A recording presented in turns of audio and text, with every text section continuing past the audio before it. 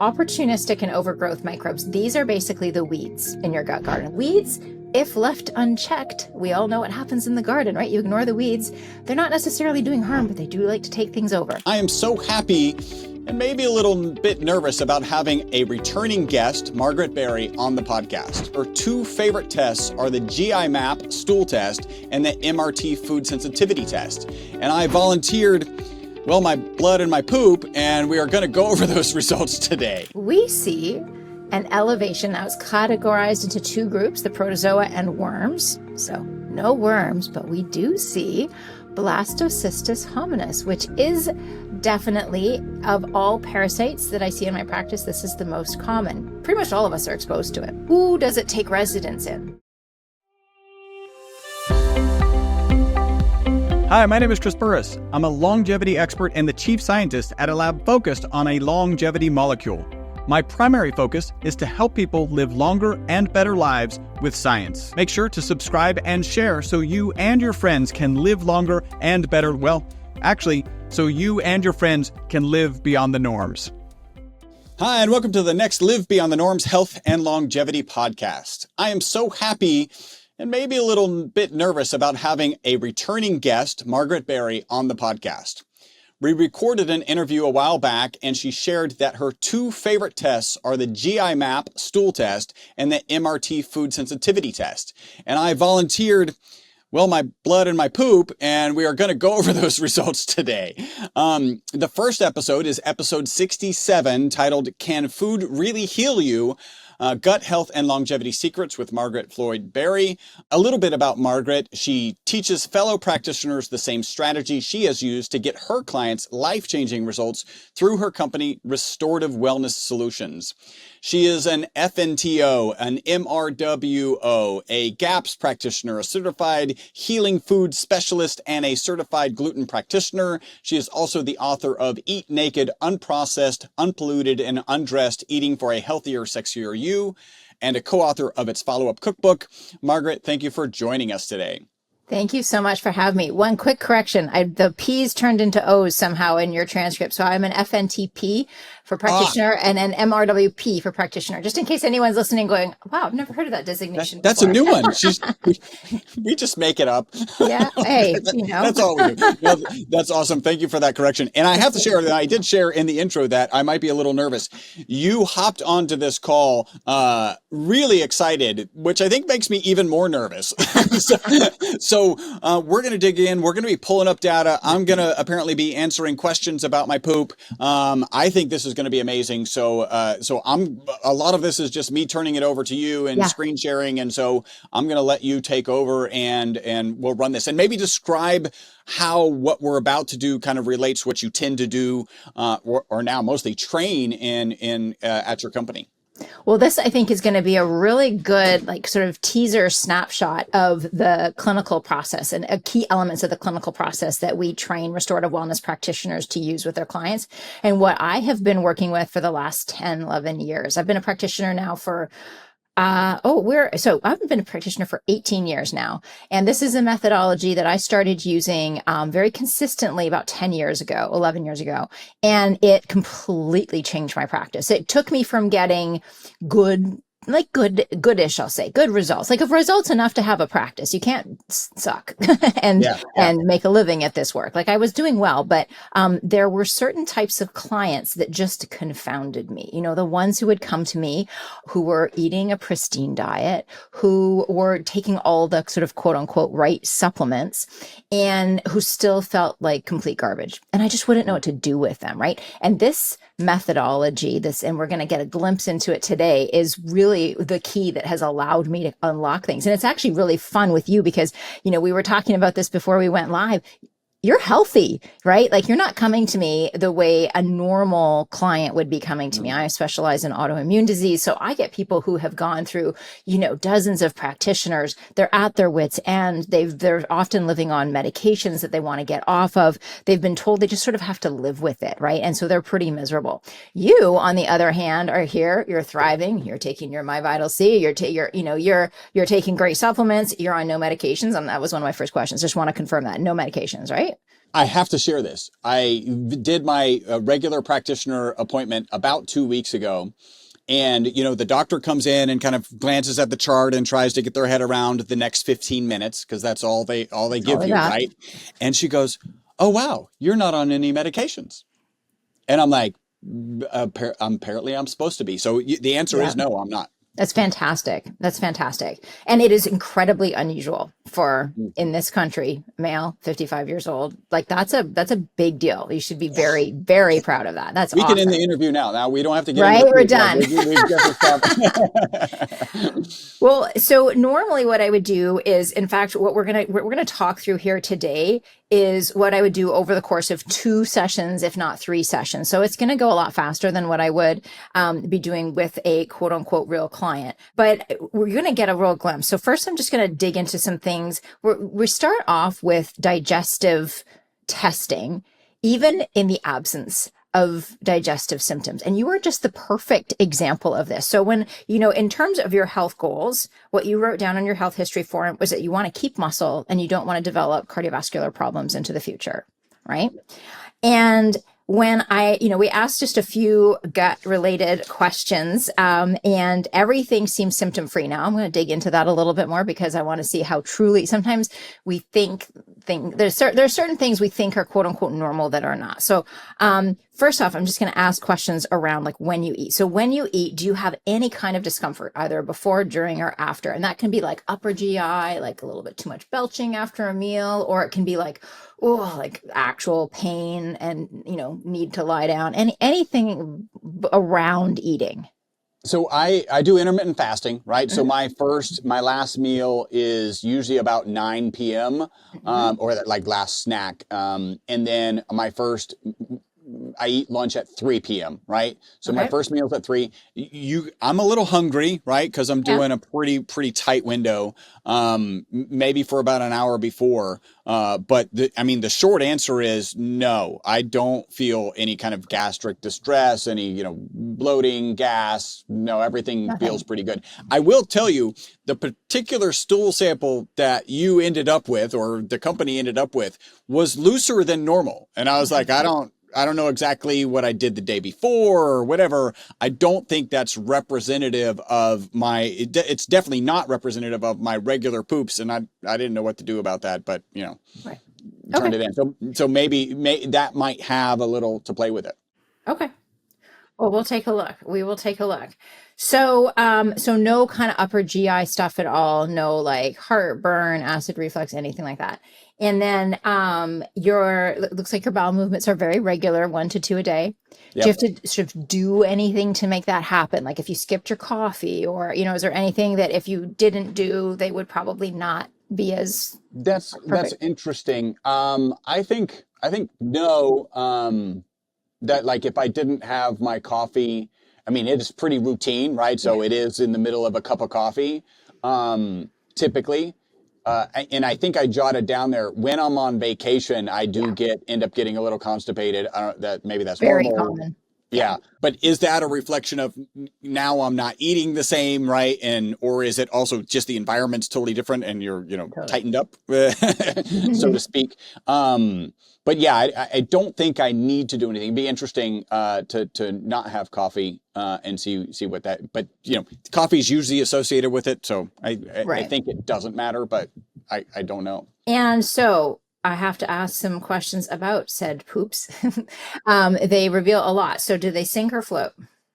They sink. Great. And do you see any undigested particles of food in there? No.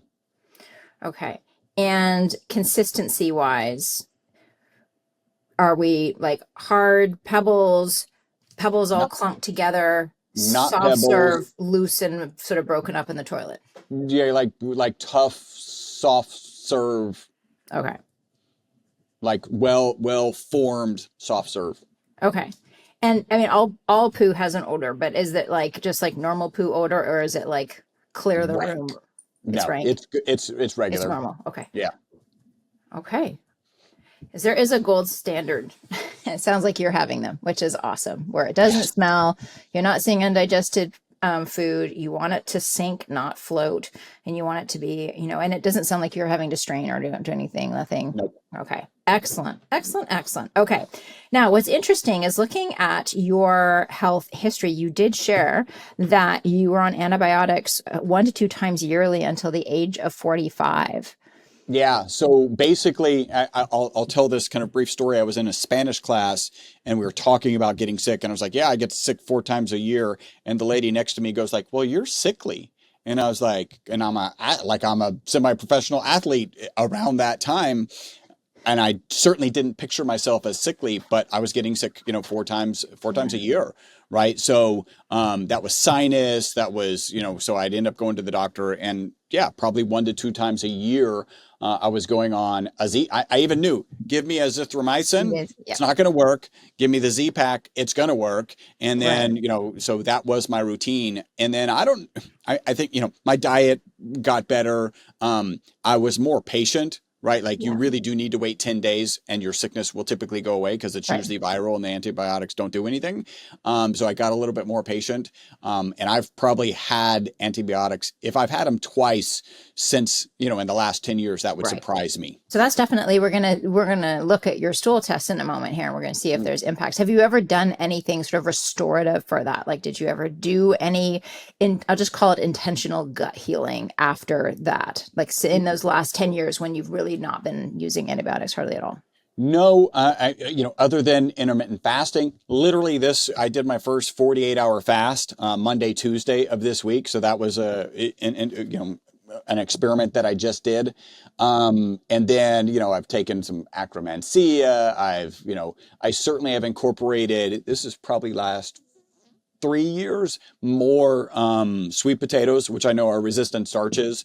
So I have a lot more awareness of resistant starches and their value. But no, there's no protocol that I've done to kind of do restorative Okay. stuff. Okay. Maybe until now. Okay.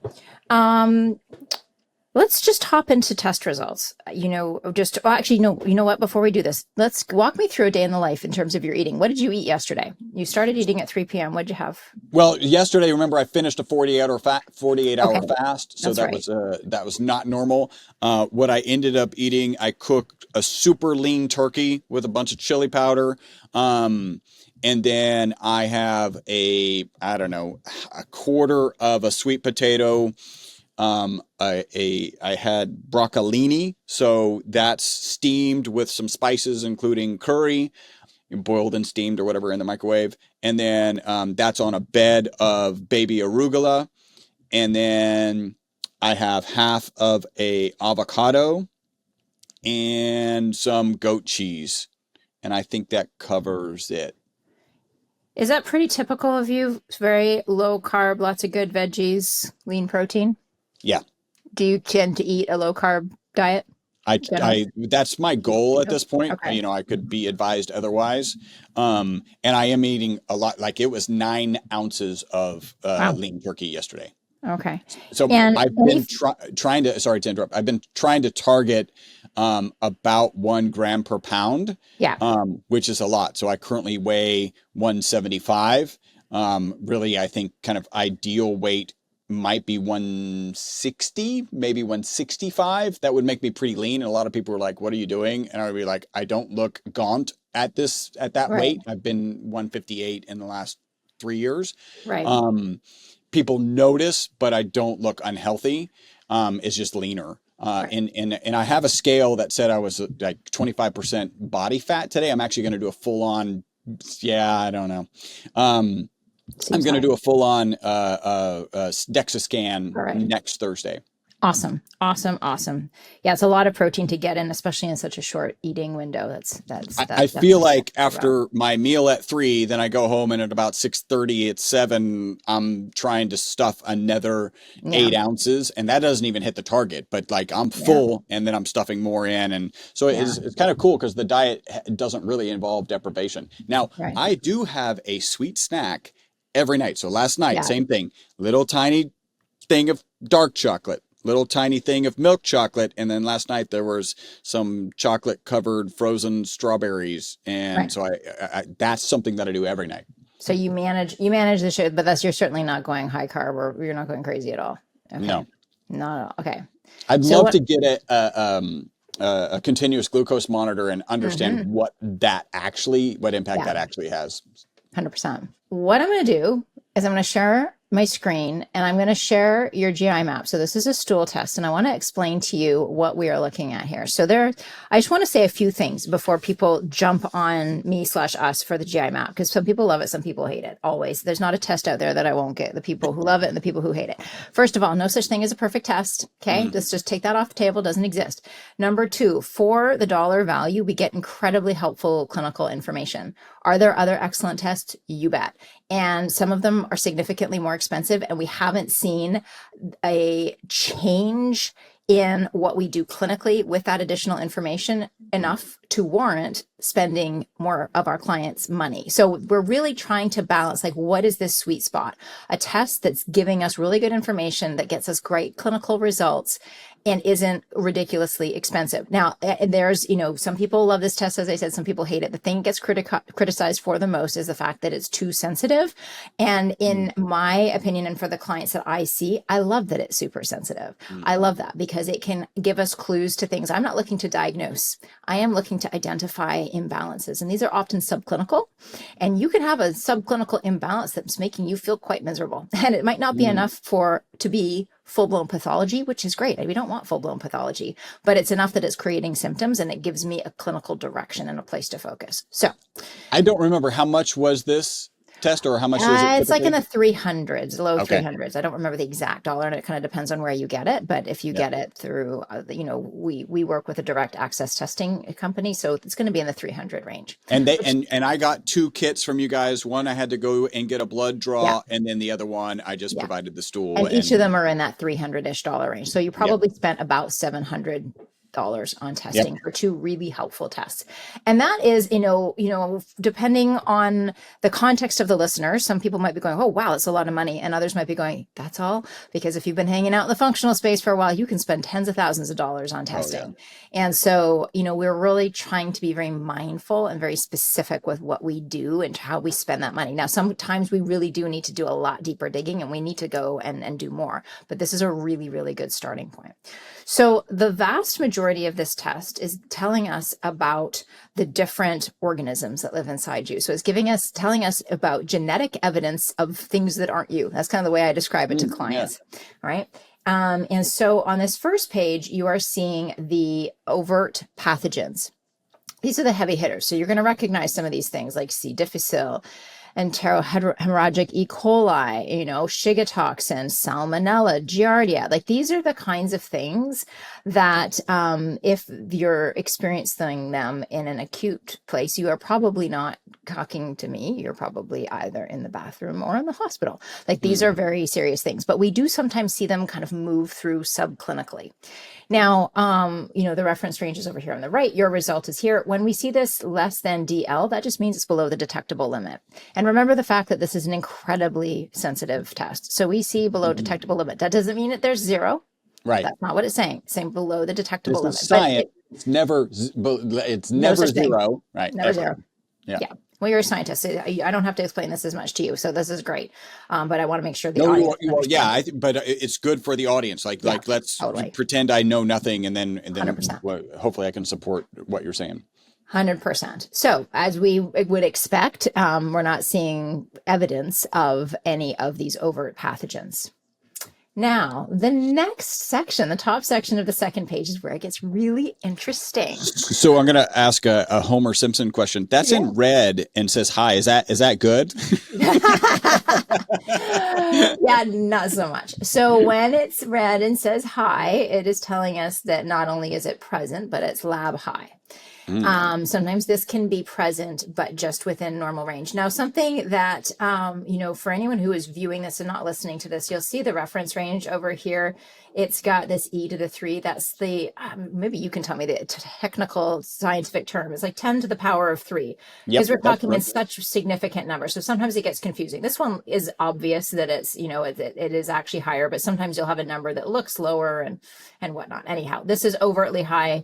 And let's talk about Helicobacter pylori, because this is see if I know something. That's the thing that's usually associated with acid reflux, right? Sure is. Sure can be. That's one of the symptoms of gastritis, GERD, acid reflux, any kind of upper GI issues.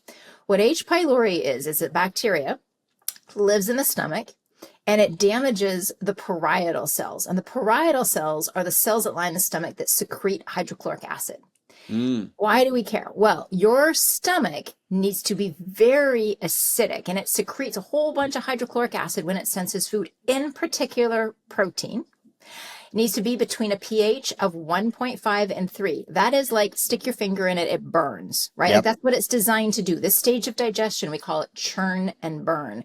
The burning part is because of the secretion of hydrochloric acid. Now, your stomach is designed to handle that before anyone thinks, we think here acid reflux. Yes, acid reflux is no fun, but it's not. The stomach itself is got this really thick mucosal lining to protect it from essentially digesting itself. Acid reflux is actually often a result of insufficient hydrochloric acid, but the acid has moved up into the esophagus, which is a very neutral environment. That's a pH of about 7, totally different. So you can have, your stomach pH being 5, so that's not nearly acidic enough to actually break down protein and do all the important things our stomach needs to do, but it is 100 times more acidic than in the lining of the small intestine, right? Because it goes up by a factor of 10 with each one of those numbers. So that's why it's so uncomfortable. And of course, when we take an acid suppressing medication, it will soothe that, but it actually exacerbates the problem. So what does H. pylori do? H. pylori thrives in a more neutral and basic environment. So it's basically, by damaging the parietal cells that secrete the hydrochloric acid, it's basically creating this nice cozy environment for itself. Now, why do we care? Is it just like, oh, here's a bacteria and we see elevated levels? And in your case, why do we care? You're not having any heartburn. You're not having acid reflux or digestive, indigestion. You're not belching a ton after meals. Why do we care? Well, your main goal was to maintain muscle.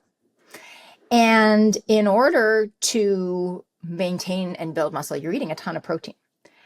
Are you able to fully break down, access, and harvest that protein from your diet and use it with H. pylori? Now, we're going to make some indirect conclusions. We need to do that. But when we see elevations of H. pylori, what we know is that H. pylori damages the parietal cells, which secrete hydrochloric acid. And very commonly what we have with an elevation in H. pylori is low stomach acid, which can then prevent you from getting the full complement of protein from the diet that you are working so hard to get. I have a really interesting side story about this. I had a client who came in to see me years and years ago, who was doing all the right things, eating all the protein. He was not like you, like you're very fit and muscular. He was in a different kind of situation where he was like skinny fat, right? Like he wasn't heavy, but he just couldn't build muscle. And he was working with a personal trainer. Like you looked at his food journal, everything was right. And then I discovered he was on very high doses of PPIs, and he had been, that's proton pump inhibitors, that's stopping the secretion of hydrochloric acid in his stomach. And he had been on these for years. And so in conjunction with his prescribing physician, we slowly weaned him off. I was able to support some of the rebound that happens with that and actually support his hydrochloric acid levels. He changed nothing in his diet, changed nothing in his exercise routine. His body composition transformed. So is it important for you to be able to continue to build muscle into the future? Yes. Well, I would add like 2 things in my case, right? So in the last probably 6 months, I've probably added about 5 pounds of muscle. I'm 55. That's actually not even supposed to happen, right? I think if you were to ask most doctors. And all I did was significantly increase my protein consumption, right? So my routine, my work training didn't change at all. I just increased my protein consumption. So, and then I'm still sitting in a position where I would like to get rid of a little bit more body fat. And so if I could cut back on my protein and be convinced that I didn't, that I'm not going to lose muscle, right, then that would be good. Also, my LDL, well, 2 things here. My LDL and cholesterol came back high on my last test, which was about 3 weeks ago. Now, I just saw, I'm gonna do an interview with a Dr. Christopher Davis, who I saw him speak at the Biohacking Expo, and he said that the basic lipid test is useless and that you got to do the advanced lipid test. So I'm already taking that advanced lipid test just to give some kind of context here. 100%. 100%. Well, if you are not fully digesting your protein because of low stomach acid levels due to the presence and elevations of H. pylori, then if we optimize for this, we get rid of that H. pylori, we support your hydrochloric acid while you're eating, you will get even more benefit from the protein you're eating. You might be able to reduce the actual portion sizes because you'll be getting more of it. There's also, sufficient hydrochloric acid is required to be able to access vitamin B12, your minerals, all the minerals from your diet. It's a really important first line of defense against any kind of orally ingested pathogens, which we will see evidence of perhaps one of these that's made it through the stomach when we get a little deeper into this test. So just a little spoiler there, we might be seeing some of that down here. So all to say, like, this is something. Now, if you didn't have this as a goal, there's other things, would we go after this? I really want to emphasize, I'm not a believer in just chasing numbers on a test just to chase numbers. I'm always putting it in the context of what's going on for you, both your symptom presentation and your goals. But if this is something like you're eating this much protein, you are really focusing on building that muscle and really refining that body composition, and we see H. pylori, we need to address that, right? Like we want to make sure that you're taking full advantage of everything that you're eating. Make sense? Yeah, no, makes perfect sense. Very cool. Move on to the next section. The red's here. bad. I got it. we see your commensal keystone bacteria. So these are, if you think about the gut, and I think I described it as such last time we chatted, think of it like a garden. These are the flowers in your garden. They're the good guys. And so what we want to see is this graph is very visual, very easy to understand. We want to basically see these little triangles in the green all the way through. And many of yours are. But what we do see is we see a couple of these, the Bacteroides fragilis and the Escherichia species one of them is the Bacteroides or the B fragilis, that's starting to trend low. And then we see that this Escherichia species is actually overtly low.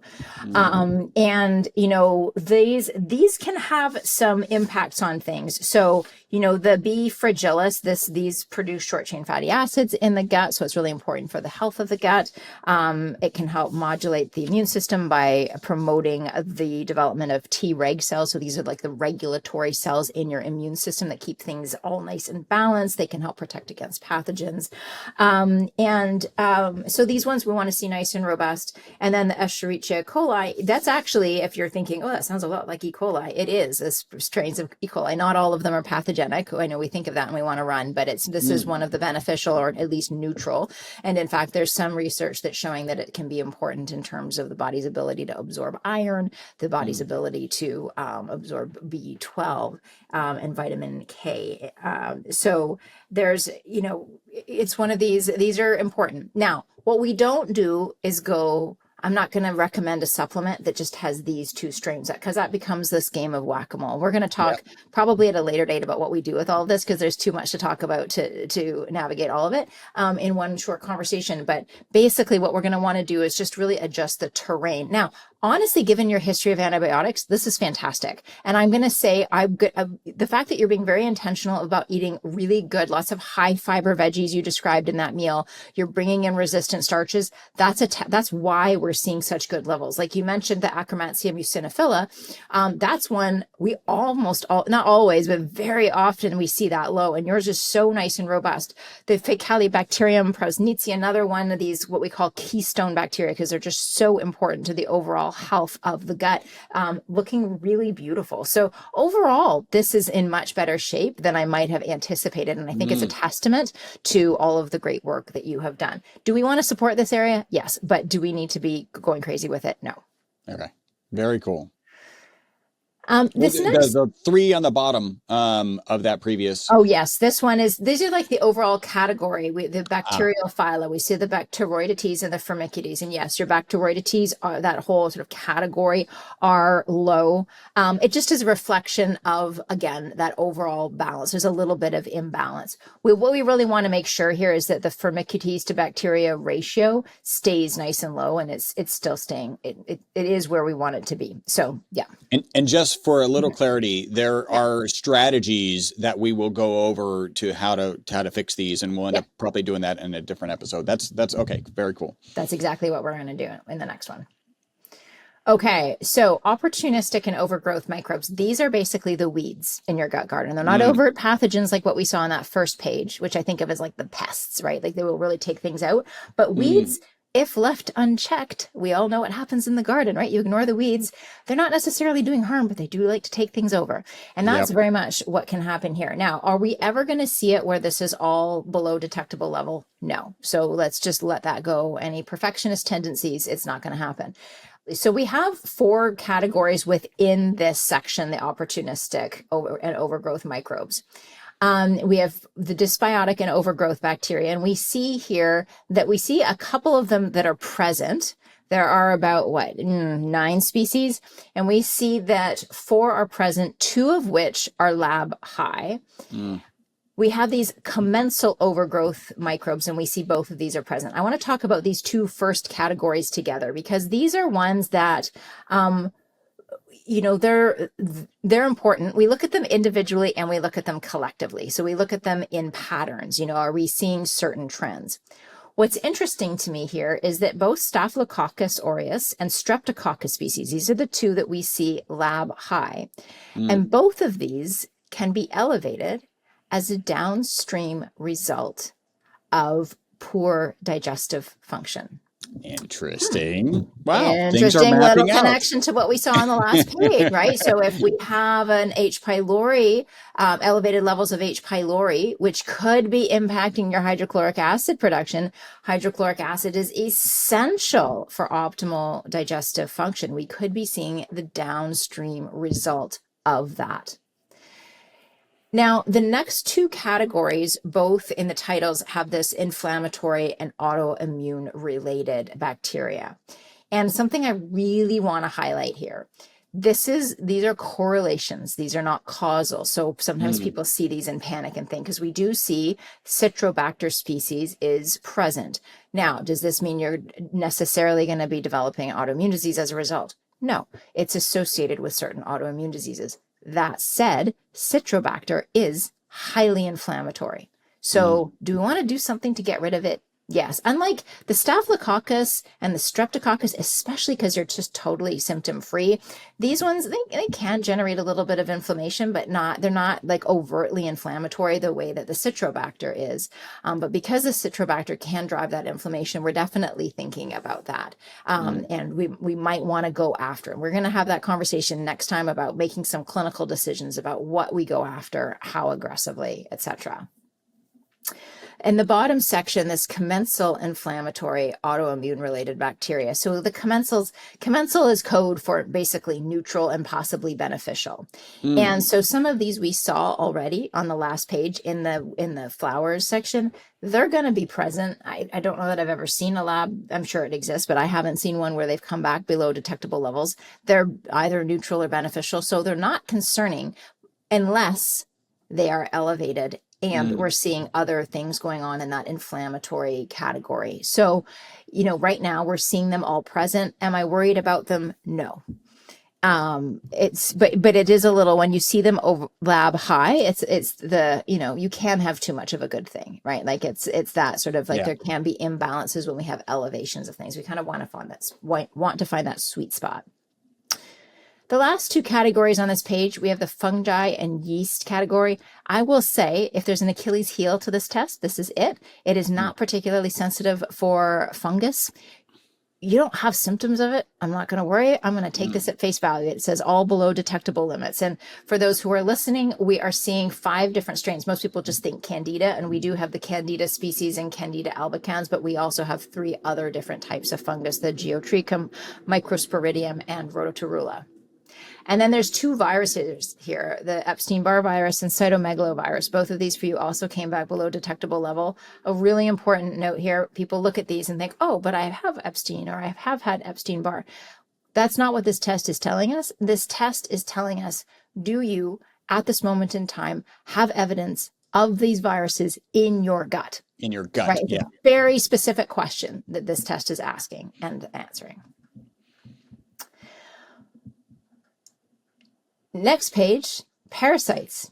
Well, my friend, we see an elevation that was categorized into two groups, the protozoa and worms. So no worms, but we do see Blastocystis hominis, which is definitely, of all parasites that I see in my practice, this is the most common. Now, remember we were talking about the importance of hydrochloric acid. Let me guess. This is affecting upstream, which is then affecting downstream. Okay, go ahead. That's my guess. H. pylori affecting the hydrochloric acid levels. Hydrochloric acid is your first line of defense against orally borne pathogens like parasites. So are we exposed to blasto? Pretty much all of us are exposed to it. Who does it take residence in? Someone where it has survived the digestive tract and actually taken up residence in the gut. Now, you're not symptomatic. We're going to talk next time about what to do here. This is one of those we can really kind of go either way. If you were symptomatic, 100% would be going after this. You're not symptomatic. Do I love it in there? I don't know. We'll talk about that next time.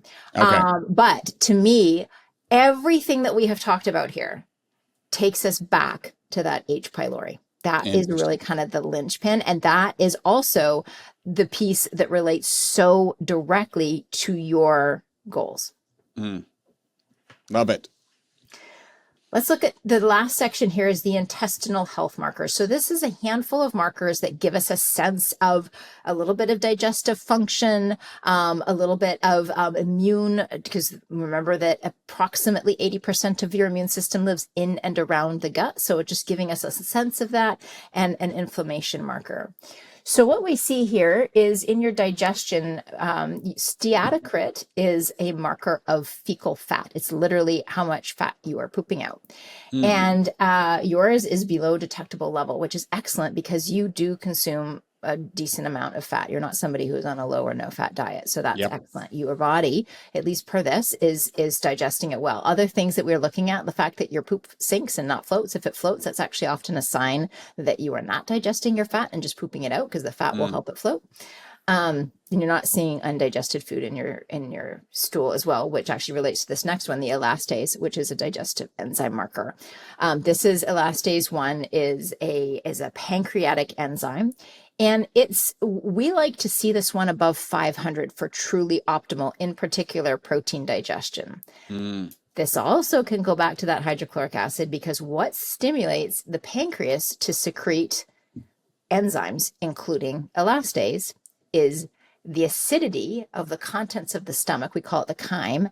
As it leaves the stomach and it goes into the duodenum, that's the top of your small intestine, the acidity of that is what triggers your pancreas to secrete a whole bunch of things, including digestive enzymes. So could it be that it's actually low hydrochloric acid that is leading to not quite robust enough enzymes, right? It's all kind of fits together. It's all going together.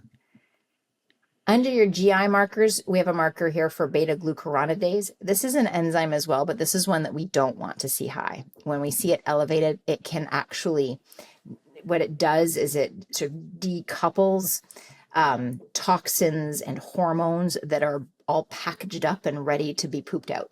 And it can decouple that and allow those toxins and those hormones to actually be reabsorbed into the bloodstream and allow for what we call endogenous toxicity. So endogenous toxicity is toxicity from within. When we see elevated beta-glucuronidase, that is one of the pathways by which we get endogenous toxicity. Okay. Occult blood, that's not blood. Typically occult blood is, you couldn't see it to the naked eye, but yours is like, it's 3. It's we want it less than 10. That's perfect. So nothing to be worried about there. Now in your immune response, we do see some things that are very interesting. Your secretory IgA is a really important aspect of your immune system. IgA lines the entire digestive tract. And it's, again, one of these sort of first lines of defense. I kind of think of it like the bodyguards, right? Like it's part of the decision-making process in your gut of what actually gets absorbed into your bloodstream and what gets shuttled out, right? Think of these, my former business partner and mentor, she would describe this as your gut army, right? And when we see it really elevated like it is for you, we're seeing it quite elevated. We like to see this nicely in the middle of the green, which would be around, 1200, 1250. So the range is 510 to 2010, and I'm sitting at 4,843. Okay. High. What does this tell us? The backup troops have been called, right? Like your immune system is dealing with something. What's it dealing with? Well, we got a few suspects already, right? We've got the blasto, we've got the low-lying citrobacter, the opportunistic bacteria, and we have some H. pylori. So right there, we've got some things, and we're going to look at food sensitivities next, and these can also be things that engage that immune system. So, are we going to just go in and try to calm the immune system down? That's not our approach. Our approach is to identify what's engaging that immune system and support the removal of that so that the immune system can kind of calm down of its own accord. Next, very interestingly, is anti-gliadin. Now, I actually meant to ask this when we were talking about diet. Are there any foods that you avoid scrupulously? Like, do you intentionally avoid completely gluten? I tend to stay away from it. But it's not intentional and it's not rote, meaning when I go to a restaurant, they serve bread, I put a ton of butter on it and I eat the bread. Okay. So, that's very helpful. Your body doesn't like it. It doesn't like it? Does not like it. Your anti-gliadin, so there's many, many different ways that your body can react to the different proteins in wheat and the different gluten proteins. Gliadin is one. And so what's happening is we see that, so the anti-gliadin antibodies are what we're looking at here. We like to see them below 175. You're at 202. So you're above lab range. What does that tell us? It tells us that your immune system is tagging gliadin for attack. So, I'm always going to recommend gluten-free, even when you're at the restaurant and it's beautiful bread basket. Yeah. Was it you who said that there's no such thing as an almost gluten-free diet? Yep. Yeah. I've quoted that. I couldn't remember it. Yeah. And you're seeing evidence of that here, right? Like you mostly eat gluten-free, but the gluten you're eating, you must have had it within a couple of weeks before you're, Yeah, I mean, probably once a week I'm having something, and it's not much, but that would conform to there's no such thing as a mostly gluten-free diet, which 100%. Is, yeah. And it was my cookie at the end of the day was a gluten-free. I moved to gluten-free and probably haven't been sticking to that. So interesting. Yes. I'm not surprised. Like everyone says gluten. Now, do you have, so this is interesting. I'm going to interview somebody who's talking about gluten's not the enemy. It's actually that you have gut dysbiosis and that's allowing the gluten to get places, but this is actually in the gut, right? And so this is just talking about a response to gluten in the gut, or do you have any thoughts there? Yeah, there's so many different ways that gluten can damage the gut. And certainly if you have dysbiosis, you have intestinal permeability or leaky gut, then the gluten is going to be more damaging. But gluten upregulates the secretion of zonulin. And zonulin is one of the things that keeps those tight junctions in the small intestine. That's where that's like the sort of final frontier between you and your digestive tract and like becoming you, going right into your bloodstream. And zonulin is one of the proteins that actually influences those tight junctions opening and closing. And when you eat gluten, it increases the production of zonulin, which increases gut permeability. So there's a little bit of a chicken and egg situation happening there. Is it the gluten that triggered the gut permeability or the gut permeability allowing the gluten in? Well, they're both true. So, so both are true. And I really believe, and, you know, I thought you were going to say that, is it gluten or is it, the glyphosate? Because of course we drench all of our, grains here in glyphosate, and that is very, very problematic and definitely can cause some significant leaky gut in and of itself. So there's so many different reasons and mechanisms for gluten proteins to damage, and then the grains that they're in terms of how they're grown and how they're processed and how they do harm. I'm really of the belief, especially if you're going to be doing any kind of gut healing work, you really just want to say goodbye to gluten at the very bare minimum while you are doing the gut healing work, because it's just working to cross purposes with the healing that you're trying to achieve. You know, if you have autoimmunity, I think that should be a permanent goodbye.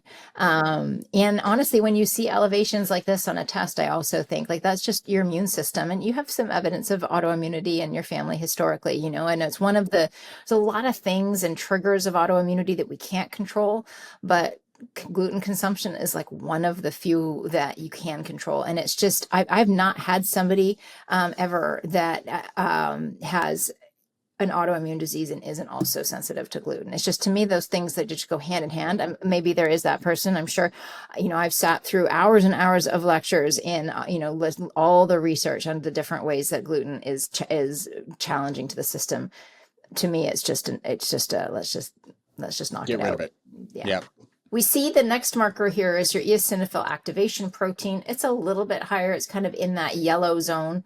The lab range is below 2.34. You are at 1.98, but it's starting to creep up a little bit. So just, there's evidence your immune system it's engaged, right? And it needs some help calming down. And then your inflammation as well, the calprotectin, while it's still within lab range, which is below 173, we really like to see this below 50. And yours is at 94. When we see it below 50, we know that there's like very little inflammation. Now, this is also, you know, there's going to be those saying, oh, but you know, calprotectin isn't the only way that we see inflammation in the gut. And 100%, you know, there's many different mechanisms here. Again, this gives us a good proxy. This is, you know, a good test for the money. You could do other tests that have you know, 5 or 8 different mechanisms. But, you know, it's giving us some good information here that will inform what we do moving forward. Okay. Very last page, I'm just going to mention this really briefly, is that there's this H. pylori antibiotic resistant genes. So if you were to go, because there's a lot of different ways to address the H. pylori, and we'll talk about that next time. But if you wanted to go the antibiotic route, what this lab does is it shows you if you have genes that will resist certain types of antibiotics. So in your case, the fluoroquinolones, I'm probably not saying that correctly, that is not going to be the best choice for you if you decided to do the antibiotic route. Interesting. Yeah. All right. Any questions about the GI map before we go into your next test? And we've got about we got about 20 minutes. Just want to make if that's enough. The next one's a lot easier. Okay, that was awesome. So yeah, let's jump into the food sensitivities. Perfect. So this test right here is the MRT food sensitivity test. And the MRT, again, because there's going to be people who love it, people who hate it. Very different from your typical food sensitivity test that is looking for the elevation of antibodies in response to a food. This is not doing that. It's looking for elevations, or it's looking for the release of mediators that actually, it's an endpoint test. So we're looking for what foods trigger the inflammatory response. That clinically is mostly what we care about. Elevations in antibodies, not always correlated with elevations in inflammation. Super, super important to note. That's why, you know, you have people who have done these IgG and IgM tests and they've eliminated just, you know, so many foods and they still feel miserable. That's because they are probably still eating foods that are driving inflammation that don't involve antibodies, and B, they're avoiding foods that they probably could be eating. So this test, again, not a perfect test, but gives us clinically very helpful information. What it is a big long list of 176 different foods and chemicals. And you will see it has categorized them into things like at the top of the first page, we see chemicals and vegetables. The bottom of this first page, we see seafood, dairy, beans, nuts, legumes, and seeds. And each category, what it does is it goes from least reactive to most reactive, and it color codes them green, yellow, red. Greens basically are okay, although we'll talk about chemicals in a moment here, but greens are basically okay. when we see them starting to creep up to yellow, we don't want to eat them every day. So there's also a convenient little number scale. So anything 1.7 to 1.9, you're fine to eat, but we would rotate. Okay. Meaning you don't eat it every day, maybe a couple of times a week. Anything that's yellow, we're going to pull from your diet for the duration of the protocol, 3-4 months. Yep. And then anything that is red, which you have a couple on the second page here, if you have 3, we are, and interesting, wheat. So there's your body also saying no to gluten. Yep. It's not saying no to gluten, it's saying no to wheat here. We have 3. Those we're going to pull out for a full 6 months. Now, these are not a forever thing. Are there any foods here that you're going to need to cake out for the rest of your life? Maybe 1 or 2, but the idea of this is not to create a restricted diet that you eat forever. The idea here is to identify and remove those foods that are triggering inflammation while we do the gut healing work to address what we saw on the other one. What did you just see? I just saw that look on your face. Yeah, garlic, ginger. I put garlic in my, like I everything. Actually mince the garlic and mince ginger into my meat and my veggies every day. See, this is why I told you we needed to do these 2 tests. If I had sent this to you, you would start messing with things. We're not going to change them. In fact, we got to book that next session where we talk about what to do very quickly, because I know once you've seen this, you're going to make changes. So very quickly, because we don't have a ton of time left. Without very specific instruction, I will not be changing garlic and ginger because I love them. I would recommend you change nothing. Like, change as little as possible. I mean, you can kick gluten to the curb because there's never a bad time to do that. Yeah, that's it. That's probably but the rest of it, like, wait until we do our next next thing. Very cool. So I'm not going to go through all of the different chemicals here. What I am going to say is, if a chemical is low on the reactivity level, does that mean I want you to actively go out there and eat it? No. It just means that it's not, in your case, extra inflammatory. So the only yellow you have here is this FD&C yellow number 6. So you're going to avoid that food coloring. You probably do anyways. And then there's a few other things here that you're going to not just pay attention to. I mean, mostly the chemicals, some of them can be very interesting, like caffeine. Yours is nice and low. I was wondering, so every once in a while, someone who drinks a lot of coffee comes back like red for caffeine, and then we have to have a moment. And thankfully, that did not happen here. I did do a genetic test, and it said that I'm not great with caffeine. Now, what kind? Did it say that you're a slower metabolizer? Because that doesn't necessarily mean you're not great with it. But it wasn't a slower metabolizer. I think I'm prone, because the question, this was with Dr. Sam Shea. Yeah. The question was, like, how jittery do I get, right? Yep. And 1 cup, nothing, but at the second cup, I get pretty jittery and like stomach, maybe whatever sensitivity, quiveriness. I don't even know how to describe it. Right. Yeah. Is going to be related to a degree of how quickly you metabolize it and how long. You're probably kind of in the moderate category. So I would just keep doing what you're doing. But yes, this is not looking at genetics. So this isn't genetic predisposition at all. This is right now what foods are triggering the inflammatory process in your body. So in terms of seafood, we got 3 here: tilapia, salmon, and tuna. All the others, and you're going to notice very quickly in the seafood category is a really good one. There's a lot of foods not on this list, because even though 176 foods is a lot of foods, there's a lot of things that are still not there. Like maybe you love lobster. It's not on here, right? Yeah. Maybe you love, oh no, they did add scallops. They've just added a bunch of things in the last couple of years. But if it's not on here, is something that, so I would kind of oscillate into my meal, and actually was trying to do more of it to kind of break up turkey, beef, and beef with organ meat in it, and then seafood, and try and break those into like 3 days of each, so I'm not having anything. And sometimes it's salmon and tuna for lunch. But we'll look at different fish.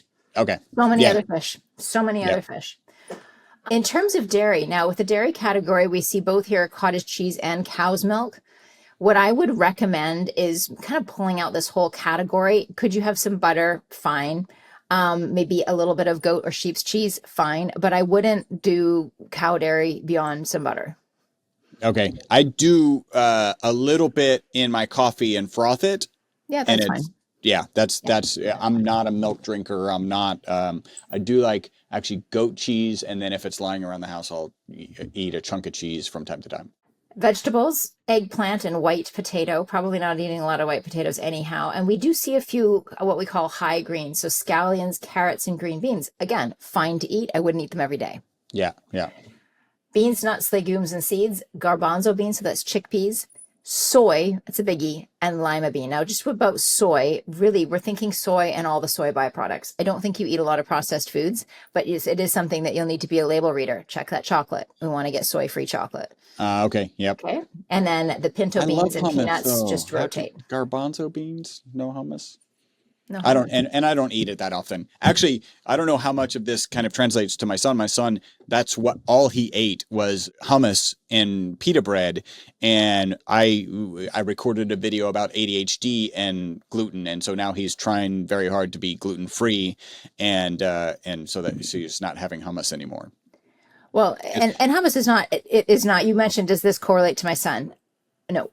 No, and in fact, I don't let multiple family members do these two tests at the same time, because what happens is it has never worked out that they have even remotely similar lists, and then feeding like dinner becomes a nightmare, right? So they're all screwed. Yeah. Everybody. So we just do one at a time, one family member at a time.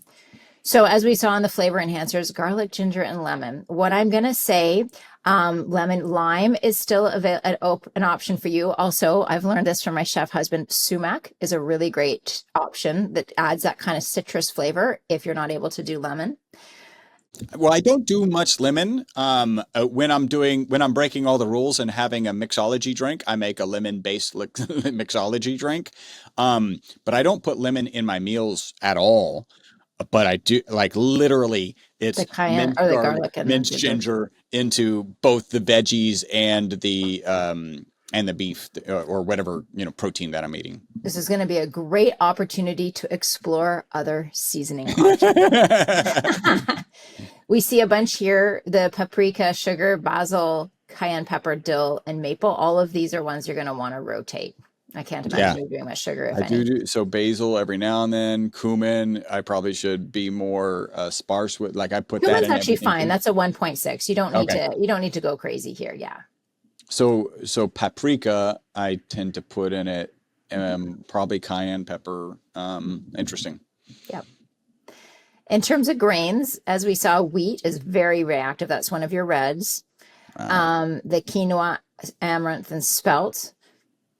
Also, we're going to pull out the buckwheat is a high grain. I mean, honestly, it doesn't sound like you eat many grains. This might be just an easy time to go grain free if you need something, a little bit of rice or something, if you need something. Yeah. And that's what I'll typically do. Like if we're at an Indian restaurant, I'm not taking a big pile of rice and piling stuff on it. I've got just a little bit of rice. And that's really, in terms of grains, really all I'm having. Perfect. Meats and poultry, I was relieved to see, especially given what you shared about your diet, which I suspected, that this is pretty clean category. We see pork as a 1.9 and egg is a 1.9. So these are high greens, meaning you don't want to have them every single day. But the way that you described your rotational dietary, like eating strategy, if there is a lesson from this process, it's that we should be varying what we eat. Right. And I like that. Like if you have sort of like 3 days of food and you just kind of rotate between, but not much repeats on each, that's a perfect strategy. It doesn't mean that you have to become a chef and every meal has to be this grand adventure. It doesn't have to be like that, but try to just not eat the same thing over and over and over. Every single day. Yeah. And the way I tend to cook on Monday nights for the week, the protein for the week. So then I'll just plan on rotating that week after week. Instead of 3 days makes it a little tough, I think. Yeah. Cranberry. Oh, fruits, interesting. We have, so we see that grape and cherry are red. Grape wine, I just want to make sure. Grape also includes certain vinegars, like a balsamic vinegar, red wine vinegar, white wine vinegar. So we do need to think. Apple cider vinegar. Apple cider vinegar is fine. Interesting. And then cranberry, I actually like a little splash of, like, this is my drink at night. Yeah. It's a little splash. Actually, it's been pomegranate recently. But a little splash of cranberry, like just for some flavor, and then sparkling water. So pomegranate's perfect. We'll keep with the pomegranate for the time being. Interesting. Yeah, and then cranberry and orange. And we see here that banana and pear are both high green. So you can have them, but just rotate them in. Yeah, so I don't do much of any of that really. And apples are good. Yeah, cool. Oh, my friend, I actually didn't notice this. Okay, in the miscellaneous category, we have 3 high greens: coffee, coconut, and rooibos tea. For whatever reason, my brain, when I was reviewing this beforehand, completely skipped over the coffee and went straight to the coconut because I was thinking of your the ESS 60, and I was like, oh, well, he's going to need to make sure he rotates between coconut and the olive oil versions. But that coffee. So yeah, you're going to want to not actually do coffee every single day. So maybe find a substitute for maybe do a black tea one day, a coffee the next. It can be something like that. I'm actually going to interview a guy with strong coffee who does kind of a mushroom. It probably has some coffee in it, but that'll be interesting. I do put like a little bit of cocoa in everything. Now, coconut, do you think ours is just refined down to MCT, so medium chain triglycerides? It wouldn't surprise me if that doesn't fall into the coconut category because of there's like, I'm sure so much in coconut. Yeah, 100%. And it is, this is one of the things you talk to the creators of this lab and the test, and it is very specific what they're looking at here. I don't know that it's going to be, if that was the only source of it, if it's going to be the end of the world, but certainly wouldn't be doing coconut oil or coconut milk or coconut. I don't, or any of that kind of stuff every day. Yeah. I don't like coconut. Oh, there you go. Well, that's easy. It's so easy. So that's this test. And what you'll see on the last page is this handy little chart that has the ones that you're avoiding completely. Wow. So you can print. I'm going to send these to you. I haven't. So for those listening, this is the first time Chris has seen any of this as well. So I'll be emailing all of this to you so you can look over it and ponder. But I'm not supposed to change anything until our next. Not until we talked again, and we're going to talk about what do we do with all of this, because that's a really important thing. Testing is great only if you're going to do something with it. Yeah. So what would I wrap this up with? How often can this change, right? So if I change my diet between now and we get together in 2 weeks or whatever that looks like, and I had done another test of these both tests, is it dramatically variable? What does that look like? I mean, they're going to be variable. Like that is something and that's part of there is no such thing as a perfect test, right? If you did a stool test every day for a week, you're not going to have two identical tests. Now you're going to see themes, right? You're going to see certain things kind of be more consistent. Other things might kind of bop around a little bit. And you could do the same stool test in the morning and at night. It's going to be different because your microbiome is not this static thing, right? So necessarily we are working with imperfect data because it is one moment in time of a very living organism. So that's something just to remember. Food sensitivities also do shift.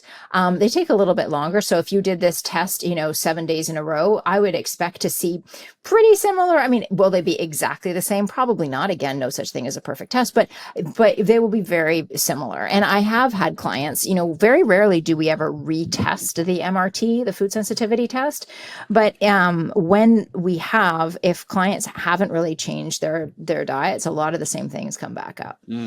The times that we would retest is if somebody has been very non-compliant on a protocol, like they just haven't done the work, or if they're really highly symptomatic still. In some cases where we have very advanced digestive autoimmunity like Crohn's or ulcerative colitis, in those cases doing a repeat test because it's just the healing takes longer. So those would be times where we'd repeat it. But you would see some change. I mean, what we try to avoid, and the reason why I'm suggesting that you don't make dietary changes now, is that the whole point of doing these tests together is it's this like 1-2 punch, right? We use the information we got from the GI map to inform how we heal the gut, right? And here you are, no digestive symptoms, but there's some real imbalances in there, right? And they could be directly related or directly impacting your very specific goal of, the body composition and ensuring continued muscle growth. And so we want to make sure that we're healing that and removing those foods that are triggering the inflammatory process. I think of these as food irritants while we do the healing work. If we have to remember that the mechanism by which food sensitivities are created is primarily through a compromised gut. So if you have leaky gut and we don't do anything about it, and by the way, elevations in H. pylori, which lead to lower levels of hydrochloric acid, have all these downstream effects, one of which is that you're not digesting your food properly, meaning it's getting into the small intestines in kind of not a fully digested form. That can be very abrasive and in and of itself lead to leaky gut, right? So So we have things in here that are pointing to a compromised gut. If we don't address that, but we just pull out all the foods that are triggering inflammation, you might feel better. And one of the things you mentioned, I forgot to ask about it because we were moving fairly quickly, but you mentioned that you have some aches in your joints, right? Yep. So this might be one of those things where we identify foods that you're eating on the daily, like ginger and garlic. That doesn't mean you're never going to eat them again, but we're going to pull them out temporarily. It might be, if we just pulled those out but did nothing else, you might be like, oh, wow, my joint stuff's totally gone away. But I'm not going to do that. And then in 3 months, though, it starts to come back and you're like, wait a second. Right. But I'm not interested in anything coming back in 3 months. I'm interested in like taking you, like we're using this not to restrict your diet. We're using this to identify what we need to support the most optimal healing. That makes sense. Now, is there any chance because I eat ginger and garlic every day and I have a compromised gut that's what causes the sensitivity? And like, if we fix the gut, then I actually wouldn't show up as sensitive. 100%.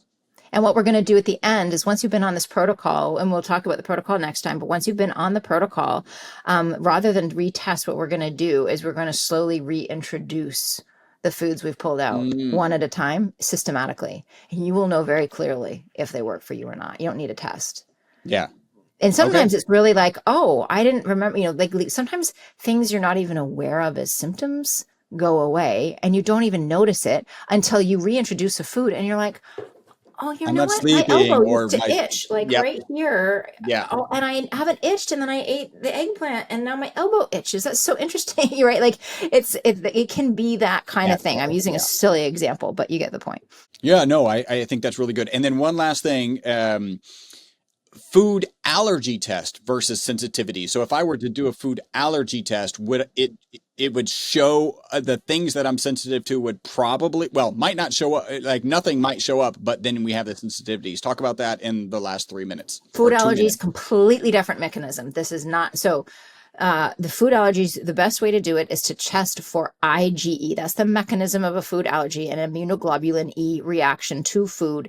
And yes, you can test for that antibody in the blood because there is a very close correlation with elevations of the IgE antibody and elevations of inflammation. The inflammation also does not happen in the blood. It happens in tissue. Right? Like think of the hives or the kind of reaction that we get for a true food allergy. So these are totally different tests looking for totally different things. And what I will say at this stage with allergies, the response is very immediate and it tends to get louder with every exposure. Okay. And so it is unusual at this stage in your life. You would have overt food allergies to something you're eating regularly and not know it. Right? Kids, it's invaluable for because they can't kind of figure out what's going on and you're trying to identify things and they're not as aware of their body and they're not like isolating things. But you as an, you as an adult at this stage, does it happen? Yes, but it is not nearly. The reason food sensitivities are so important to test for is that it's a delayed reaction and it can be all these different degrees. Like we see very different degrees of sensitivity, right? And you have only moderate reactions to ginger and garlic, but you're having them together every day, all the time. So that could actually be a key piece of your puzzle. Could be the problem, right? Like or a big piece of the problem. Wow. Okay. Well, this was absolutely fascinating. I'm looking forward. We'll get our teams to kind of schedule us again. I'm looking forward to, and that will probably kind of touch, hey, these are the things and here's how we address them. I think that'll be amazing. Margaret, thank you so much for joining me on the podcast today and we'll talk soon. Excellent. Thank you so much. I hope you enjoyed this episode of the Live Beyond the Norms podcast. Make sure to subscribe and follow. Also, make sure not to be that guy, the guy sharing this podcast with people who are not interested in living beyond the norms. If you would like to learn more about the ESS60 molecule, the molecule responsible for the single longest longevity experimental result on mammals in history, a full 90% extension of life, visit myvitalc.com. That's myvitalc as in carbon.com.